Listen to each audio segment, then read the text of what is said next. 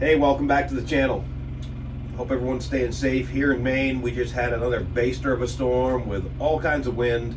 The coast where I'm from absolutely got hammered. The beach, Lincolnville Beach, was just underwater. There was buildings, there was cars sitting there that kind of submerged. Anyway, here in Jackson, we got about 6 to 8 inches of snow, then it switched to rain, so it's not that bad, kind of a slushy mess. Anyway, the reason for this video, we're sitting in the ice shack making videos, but as you can probably see out the window, the ice shack is not on a pond. It's sitting here in my dooryard. The lakes aren't safe enough.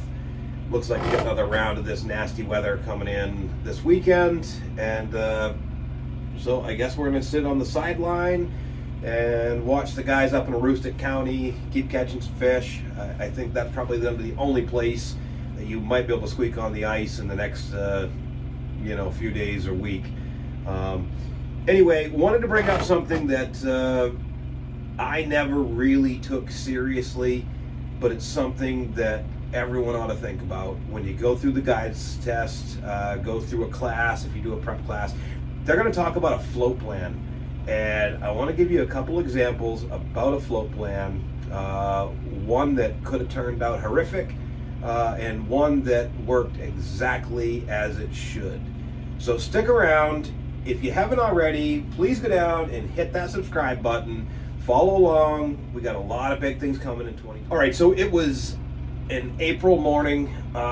I decided that I was going to take a ride from Lincolnville and I was going to go up to Half Moon Pond, a small place up here, got some brook trout in it, and it was windy. It was blowing, maybe 20 miles an hour, but I knew that place was sheltered, and I thought I was going to be okay.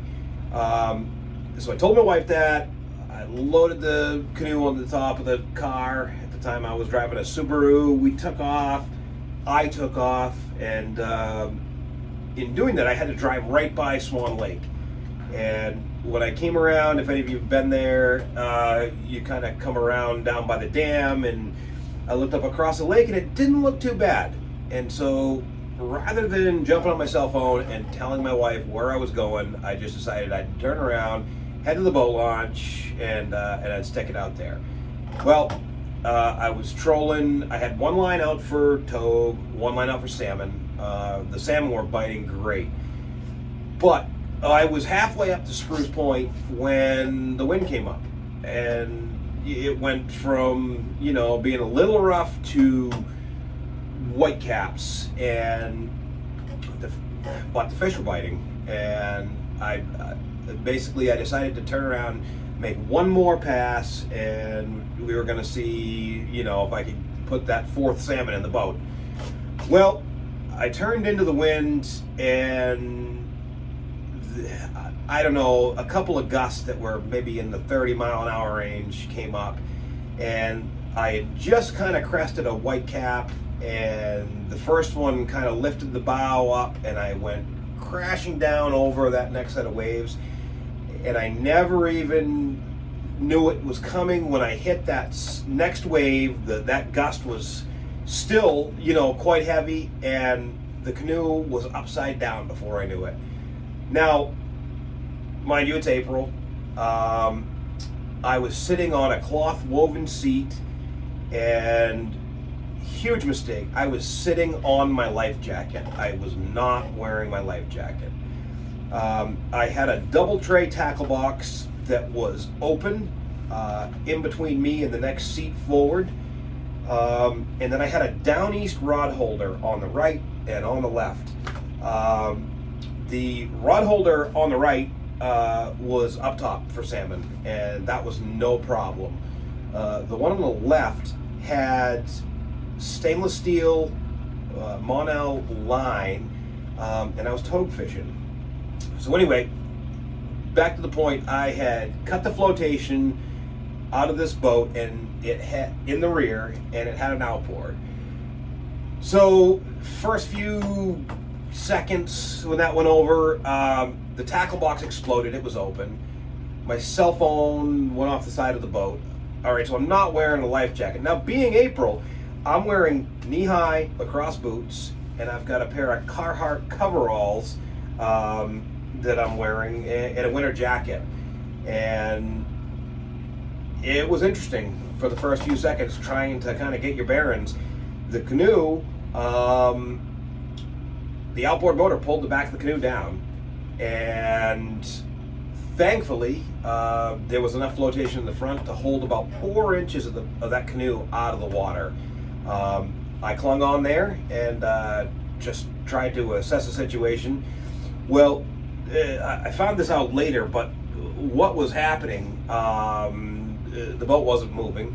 I did have a paddle, I had a life jacket, both down in the boat, but that stainless steel line was now fetched up on bottom, and it was in a down east rod holder, which was pinned, so we weren't moving anywhere. I didn't know that at the time, but I decided after about 5 minutes of clinging onto that canoe, I decided that I really needed my life jacket. And I guess the first thing that I did when I went over is I tried figuring out what I could do to get my boots off.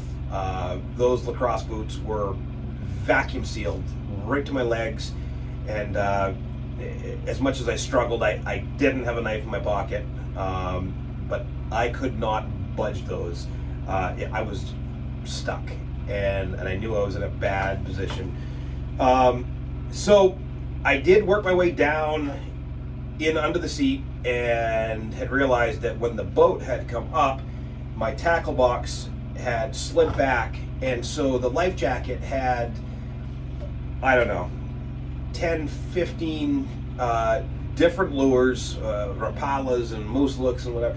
There was hooks all through that life jacket, and they were hooked into the cloth seats, and it was not happening. So I tried to keep my cool. I went back up,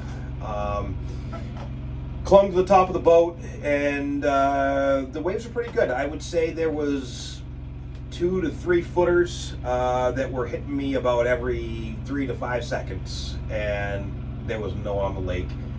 There was no boats in, there was no docks in. I was in a spot that I definitely shouldn't have been. And at this point, nobody knew where the hell I was. So reality kind of set in that I had to figure something out, and I just didn't know what that was. At the time, it was just clinging onto that boat and making sure to keep my head out of the water and not drink too much water. So anyway, from there, just kind of everything got worse. I decided maybe about a half an hour in that the boat wasn't moving. I was sitting in one spot, and I couldn't figure out why I was paddling with my hands, and the boat wasn't moving. And you know, I'm in the middle of the lake, there's some good waves, I'm watching cars go by, and no one's seeing me. I'm pretty sure that I gotta figure this one out on my own. Anyway, so I go back under the canoe again. I finally had kind of completely regained composure, and I decided I needed the paddle. That maybe the paddle was going to help me.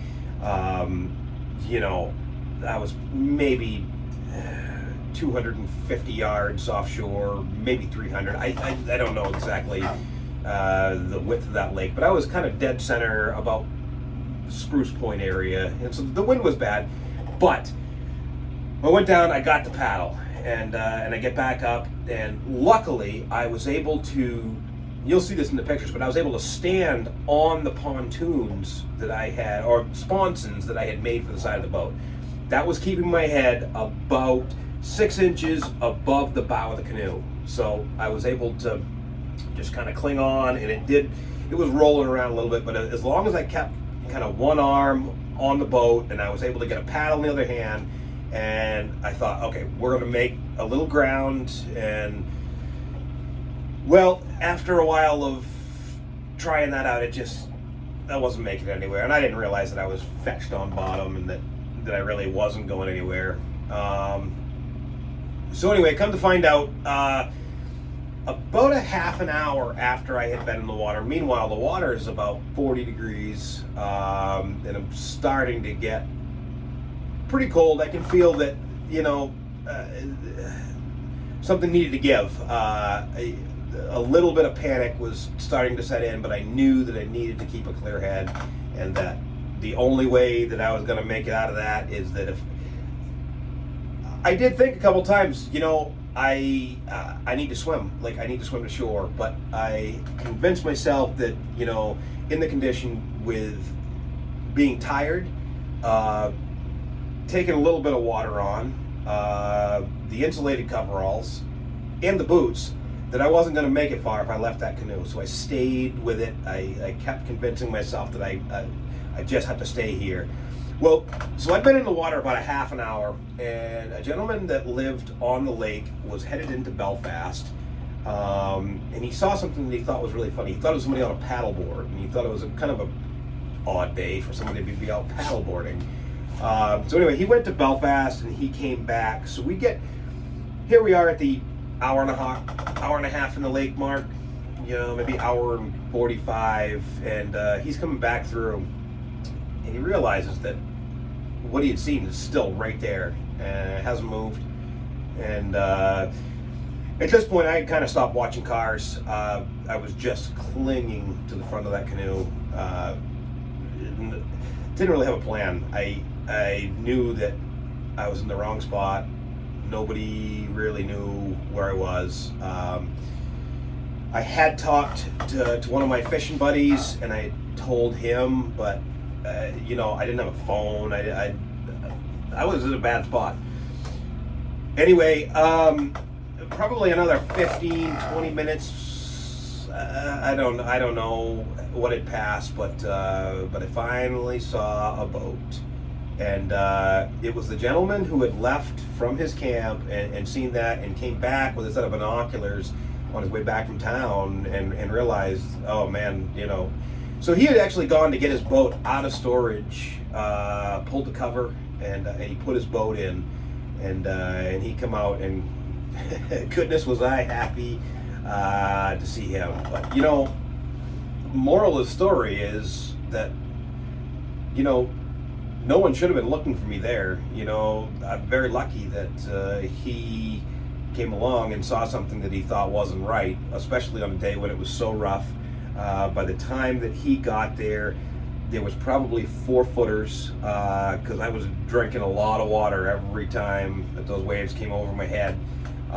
Then of course, tired, but I did make it to shore. He towed the boat, and I made it to shore, and that fishing buddy I had told where I was hadn't heard from me a couple hours, and within about 5 minutes of me landing back at the boat launch there at Swan Lake, he pulled in with his boat. He'd also, because he thought it was funny that I hadn't got back to him, and I had sent him a video kind of joking about how rough it was and that the fishing was good. And he found it strange that I wasn't getting back to him, so he made the trip from Camden to come up. But anyway, this is what I'm saying. With a float plan, if I had talked to some people and said, hey, listen, this is where I'm going to be, this is where I'm at, this is what time I'm done, somebody would have known where to be looking for me.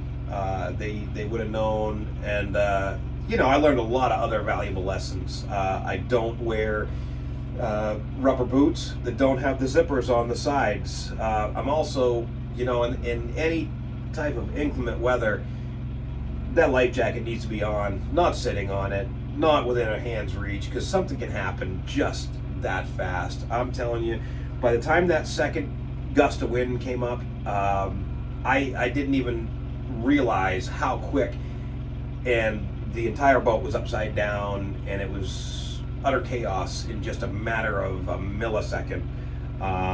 So you want to have that, but having a plan in place so that somebody knows where you are, what time you plan on being done. If you shouldn't show up, they're going to know exactly where you are, where you're supposed to be, and as long as your plan doesn't deviate from that, you know that you have help on the way. So you just have to make it to that point. I'll say the hardest thing about being in the water for that long. So the whole thing was about 2.5 hours in 40-degree water, and it's a mental game. You're trying to make sure that you're good and you can keep a clear mind, and that, you know, had I made the decision that, you know, my only choice was to swim, I don't think I would have made it 100 feet before, you know, something horrible would have happened. But anyway, there's an example of how a float plan could have helped me get out of that situation. All right, so let's get into story number 2. This has got a little better ending, although still right on the same page. Now, this happened in, I would say, the mid-90s, a guy that I know. And basically, before everyone had a cell phone in their pocket, and he was headed hunting, and it was during bow season. Basically, climbed up into a tree stand. Something went wrong. I don't know exactly whether it was when he was climbing up, when he was getting down, whatever it was, doesn't really matter.